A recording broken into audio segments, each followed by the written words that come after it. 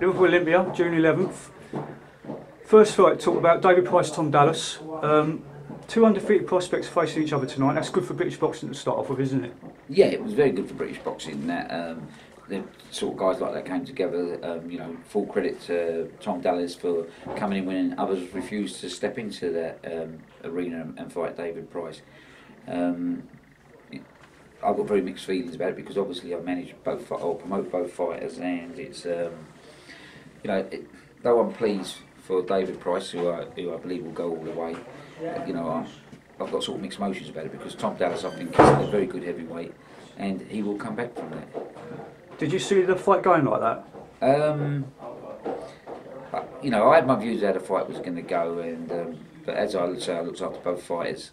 I'm not going to really comment on how the fight was going to go, and you know, it's the first time in my life I sat there sort of biting on a plastic bottle of water throughout the whole fight because I couldn't shout for either fighter. Yeah. Tom Dallas, I mean, you just mentioned it's not the end of the world for him, is it? No, Tom, you know, has got all the attributes a heavyweight needs. There's a few things he needs to change, I believe, which I'll speak to them about. And it's just a matter of him having a long rest and bringing him back. And what's next for David Price? Well, we're going to sit down and talk. You know, there's a few things in the offering that we're looking at, and again, but he's still in a learning process. But you know, as I said on Sky Television after the fight, I think David Price is the best heavyweight in Great Britain, bar David Haye, and you know, he's knocking on the border of all the top European fighters. Okay, the other headline fight on the show, Paul Edwards versus Chris Edwards, youth against experience. It was a great fight. Did you agree with the result? I had it a draw. I actually had it a draw. I thought Paul won the first sort of 4 rounds, you know, and he sort of lost part of the middle of the fight. Chris came back strong. We all know what Chris is, you know, he's a real great workhorse, very strong, very determined, won't give up, and you won't stop him.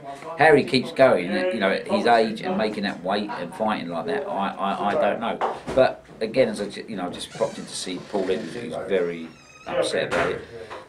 It was a good learning fight for him. He's never done 12 rounds, he's never gone beyond 6 rounds, so tonight was a good learning fight. And if he's learnt from it, he can only develop and become a much better fighter.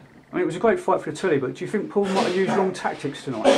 I'm not saying he used the wrong tactics, he was old man out of the fight. You know, Chris Edwards is an experienced pro, he's had a number of championship fights, you know, he's not a novice, and he knew what to expect, and he knew to come on strong, and he done that. It was, you know, it was one of the best fights. Look, I think it was one of the very first few flyweight fights that I think the public would want to see again, and the public would that could be voted fight of the year. Just one other fight to mention: Karl Place versus Michael Grant, small all classic. A very good fight. It was a great fight. Again, it shows the development of Karl Place is coming forward, and Michael Grant put up a great fight. You know. Both guys really gave it their all, but it does show that Place is moving steadily through the ranks and will soon be knocking on the title door. I was going to say, Nigel Wright next for Karl Place? I'd like to make that fight. We'll look at it and see if we can work on it.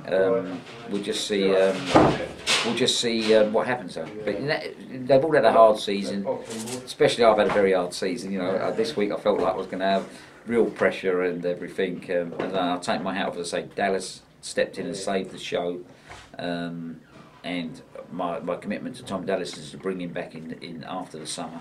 But right now it's time for Frank Maloney and all his boxers to have a nice long summer break. You're going to go home, last show of the season, you're going home with a smile on your face tonight? Mixed emotions tonight. Mixed emotions tonight, and but you know, my thoughts for David Price is that he's obviously the best heavyweight out there. For Tom Dallas, it's not the end of the road. He'll come back. He'll come back a probably better fighter. You know, heavyweights are different. Heavyweight fighting is different to ordinary boxing, and you know, if you know that, a loss is not the end of the world for a heavyweight. Last question. You know your heavyweight boxing inside out. You've managed a heavyweight world champion before. Prediction for Haye versus Klitschko. What's going to happen?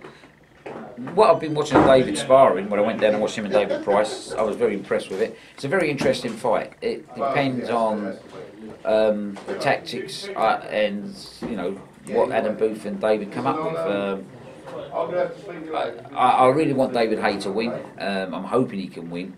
I've not seen enough of David at the moment to really make up my mind, but you know, I'm obviously pushing for David Haye to win the fight. Great show tonight, well done. Thank you.